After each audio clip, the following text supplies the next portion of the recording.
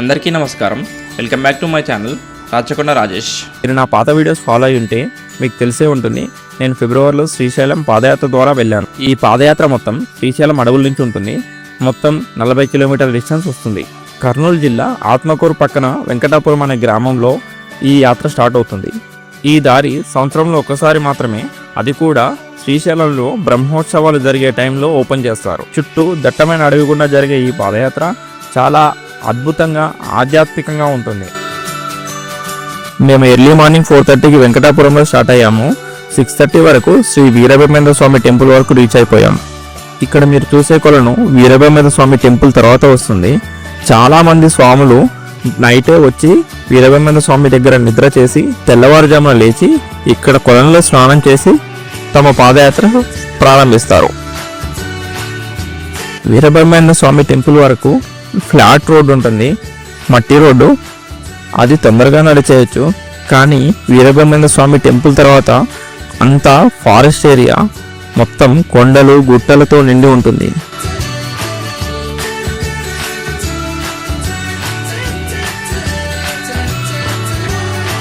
అలాగే మాకు అక్కడక్కడ ఇలాంటి పురాతన కట్టడాలు మరియు ఆర్చులు, అలాగే రాళ్లతో చేసిన మెట్లు, ఆ మెట్ల మీద ఆ చేయించిన వారి పేర్లు కనపడ్డాయి.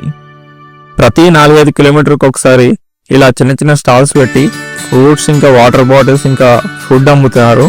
మనం వాటిని కొనుక్కోవచ్చు.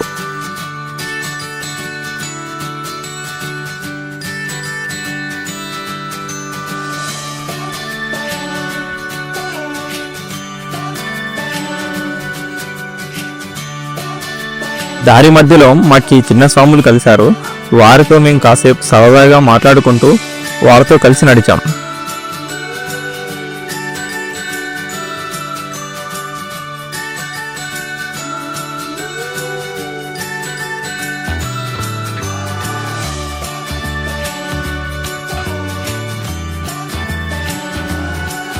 అలా నడుచుకుంటూ సాయంత్రం 4 గంటలకి భీమిలి కొలను అనే ప్రదేశానికి రీచ్ అయ్యాం.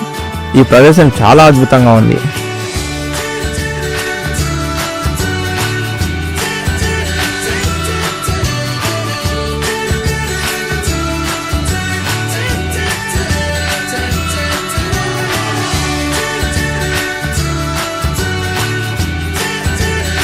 భీముని కొలను దాటిన తర్వాత ఒక 3 కిలోమీటర్లు అత్యంత కఠినంగా ఉంది. దీనిని వైకుంఠ ద్వారం అంటారని, ఇది దాటితే దేవుడు మనకు మోక్షం కలిగిస్తాడని అంటుంటే విన్నాను.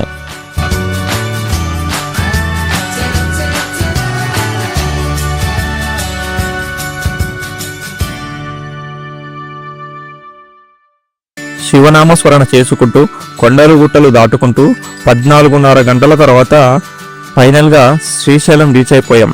ఓం నమ శివాయ. That's it for today's video. Thanks for watching. Please like, share and subscribe to Rachakonda Rajesh YouTube channel.